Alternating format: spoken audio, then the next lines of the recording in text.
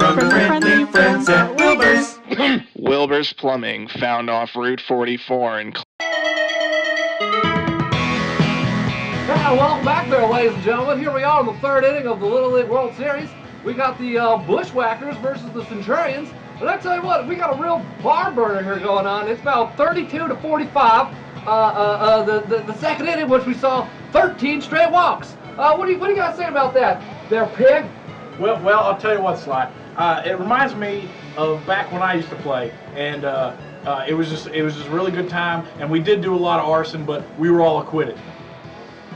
All right, heading up to bat is Tanner Fultz, and pitching at him today is going to be Jamie Jackson. He looks pretty good down there, all right? The kids commonly refer to him as Chicken Wing. Any guess why? I can see down there he's got little wings for the arm. No, in fact, you're completely wrong. It's because he likes to torture and kill chickens. Oh, yeah, well, I mean, who doesn't like to do that when you're a kid? Well, I know. I choked my chicken a few times.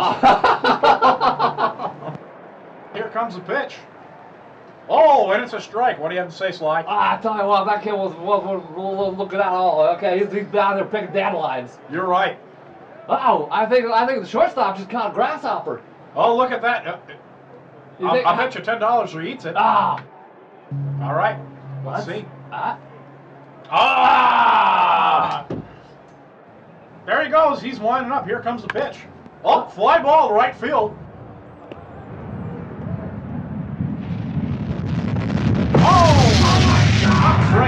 Tough break. Unfortunate accident, but who would have thought that a piece of space equipment would have came out of the atmosphere like that? I'll tell you what, I'm glad I'm insured for it. I can't fucking believe it. Brick Cockstrong. He gave a hell of a pump-up speech. Legally, he can't tell him to take steroids, but legally, he doesn't have to be like, nah, don't do it. I mean, I completely agree. And on the other side of Brick. Is his arch nemesis, Carl Rodney. Carl Rodney. Right. And Brick Cockstrong. I tell you what, these two are just, these two have been going at it for years. They're like the Green Lantern and whoever the Green Lantern fights. The yellow guy. Yeah, the yellow guy. Yeah. And you know what? If you talk to either of the guys, as long as they're sober, they're great gentlemen. They're great men. I don't know that I've ever talked to them when they are sober, however. Well, I tell you what, Pig, speaking of sober, with your stomach staple, do you think you should be drinking so heavily? Well, yes, the doctor actually encourages it. He says that the bourbon will actually cleanse it. And that's something. But look at the size of that kid out there. He's the left fielder. Left fielder. Stats for this gentleman, he's 315 pounds. 315 pounds in Little League. He's 12 years old, a full year younger than the rest of his comrades while he's out there. Holy cow. 6'4". Now, how can you buy a kid that size any kind of shoes? I don't know. It's absolutely absurd. Next up is Robbie Page. Come on out, Robbie. His batting average is actually negative, meaning sometimes he just gives up before he gets there and goes crying to his mommy. He's got his helmet on, which is better than normal because usually he walks out in a tantrum. It's a terrible strategy, but you can't really ask for much more with a kid whose batting average is negative. Well, he steps into the box. And he's struck by a pitch. Oh! I believe his eye was dislodged. Yes, it certainly was. I can't believe we've had two incidents where a child was injured this severely. Absolutely. Someone's going to have to go down there and pick that eye up. Next up the bat, we got Squeaks. Let's see how he does. Well, first of all, he's not holding the bat correctly, but that could be because his spinal cord looks like a question mark. That is a good observation. Yeah, that is a good observation. I'll tell you what, he's got a lot of heart. Maybe not because like his spinal column's probably pressing right up against it, but he tries. He tries very hard. Well, Sly, what do you say about some of these fans here? They're great fans, aren't they? Oh, some of the best fans in the entire world. I tell you what, no one arrives sober, and that's pretty important. Because, and you know what? And that's the only way to put it with children in sports. Oh, I agree. I absolutely agree. I'll tell you what. See that blonde one down there? I'll tell you what. She'll, do some things to you. Oh yeah. Over there on 5th and Queens. Oh yeah. Oh yeah. If you take a look over here to the left, that's her son Tommy. He waits in the van, but he's cool with it. He actually even shined my shoes while I was gone, yeah. And that wasn't extra? Well, and that's ball four. Ball four, he's walked. Sly, hey, you remember last year in 1988, the opening pitch ceremony. Do you remember that? I was pretty high during that whole thing. Well, I gotta say, who wasn't at that point? Yeah. But do you remember when John Slapinski, the local machine shop, the old slop, yeah. Yeah, and when he was actually ousted as a mob boss when there was an attempt on his life during the opening pitch. You don't say. That is truly an event that has scarred me for life. I don't know how those children lived through it, but we will have an interview with one of those children later on today. Yeah, you're gonna want to stick around for that one because that one's gonna be very interesting. And our reporter in the field, Rick, will be conducting that interview. But again, he might be high and baked as well. Well, and as a recap for this inning here, we have seen Tanner Fultz come to bat, and he hit the ball. We don't really know what happened, but he's not on the base, so we can only assume that he was out. There should be two people on base, but come to think of it, I don't see him out there now either. No, I think I'm not really sure where he went, but I am glad because I want this thing to be over quick. The space implement impaled that young child. Oh yeah, that was awful. We'll send our best regards to him and his family. Yeah, well, he'll get like a fruit basket or something. What does the network usually do for deaths on screen? Well, we don't know that he's dead yet, and if he doesn't die on screen, we can't send him the fruit basket. Oh, okay, all right. Well, let's hope he did it's die. Company so policy. His family, it's let's hope he did die, because then he gets that fruit basket. Well, he does. His family does, but. Sly, you want to send him down to the Rich? Yeah, this is what's going down to Rich Claremont. I tell you what, this is a hard worker every day. He gives his He's a day in, a day out. 110%. He is a real firecracker. We'll send it down to him. We'll see what he's got to say. Rich, are you there? Rich? I'm not hearing anything from Rich.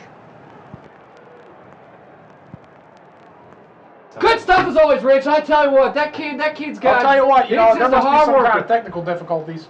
All right, now off the bat, it looks like Little Billy's up the bat, and I wonder how he got that nickname because it looks like. Well, I'll tell you what, his real name is actually William. Willie, right. But the reason why the kids call him Little Billy is he used a small billy club to bludgeon his family to death. Oh wow, that's awful. He's been emancipated, as it were. Oh yeah, well, that's very interesting because it seemed like he killed him in cold blood. It truly was. Well, I'll tell you what, since he was 7 years old, there was nothing they could do to him. Oh yeah. He doesn't trying to intentionally walk him. But that reach is just incredible. He swings through, and it's a connect. Wow! That ball is going. Wow!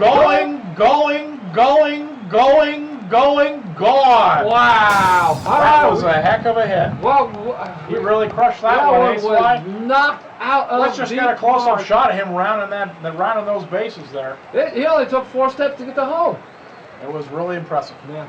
Now, then it seems. Oh, it looks like Brick's clearing the dugout. Oh no! He's making his way. He's moving. I'll tell you what, he's lucky. Strike a kid like that he is lucky he's acting in loco parentis, and he is allowed to discipline that child as he sees fit. That is true. You can. That was a savage hit. That was a savage hit. Definitely not talking about the game. All right, here comes Tyrone Vivid. He's a youngster out of Jacksonville, Florida. He's a transplant for Boise, and he's mounting the mound as we speak after that savage beating. Yeah, I'll tell you what, you really can't pitch too well after you get 2 black eyes. Well, yeah, he can't see the plate to throw the ball. Certainly not. His eyes are gonna be swollen shut. We have a quick shot here of Tyrone warming up before the game. Let's go to Rick and see what his workout ritual is. Rich. Let's get these plays done. Tyrone, are you pitching today? Rich, what do you got for us?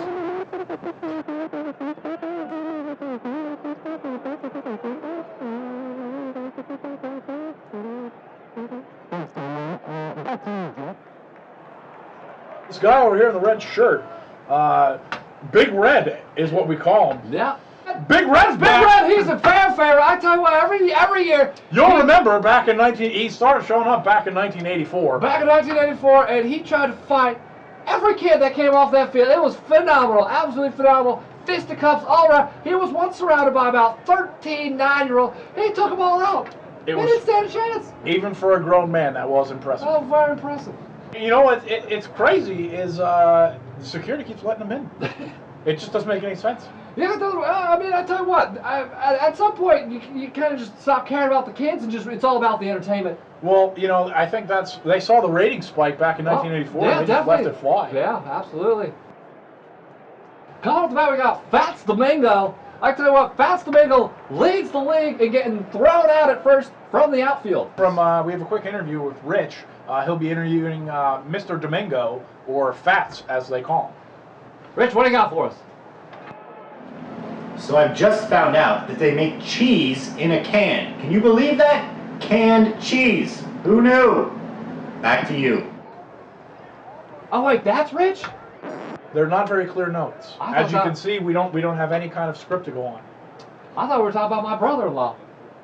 If I'm not mistaken, but it does appear. Let's focus in on these coaches here a little bit. Is it me, or does it appear that Carl down there has doing a line of coke? I think that's just sort of like a pre-game / mid-game / post-game ritual that he likes to do. I don't think it's a habit. I think it's just a ritual. I don't think he has a problem. I think he can quit whenever he wants. Definitely, that's usually what happens when you start doing cocaine. All right, he's up to bat. First pitch, a swing and a strike to third base. Third baseman fumbling around with it. Fires it over to first, and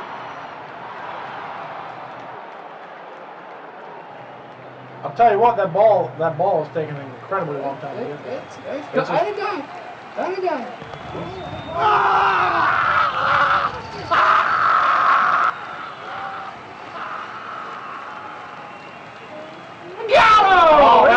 Oh, that was one heck of a barn burner right there. Great play. Just remember, kids, when you're out there and having a barn burner, just make sure you have a good lawyer. He's a good lawyer. Good lawyer gets you the Good lawyer and a good accelerant. Good accelerant. All right, well that just retires the side. All right, we're gonna take it over to a quick commercial break.